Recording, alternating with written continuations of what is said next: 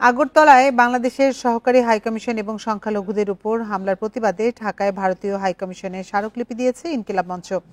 বিকেলে রাজধানীর বারিধারায় ভারতীয় হাইকমিশনে এ স্মারকলিপি দেওয়া হয়। এর আগে বেলা ৩টা থেকে গুলশান ২ গোলচত্বরে জড়ো হন ইনকিলাব মঞ্চের সমর্থকরা।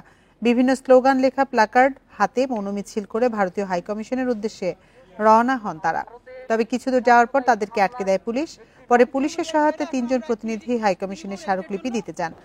সীমান্ত হত্যা বন্ধ সহ ৬টি দাবি জানানো হয় স্মারকলিপিতে।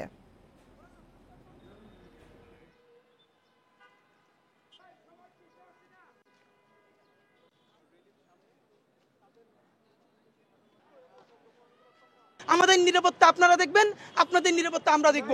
আমরা বন্ধু হতে চাই এবং জুলাইকে স্বীকৃতি দিয়ে নতুন বাংলাদেশের পররাষ্ট্রনীতি নির্মাণ করুন। তারা আমাদের সাথে রাজি হয়েছেন এবং বলেছেন তারা এই কনসার্ন তাদের সর্বোচ্চ অথরিটিকে জানাবেন।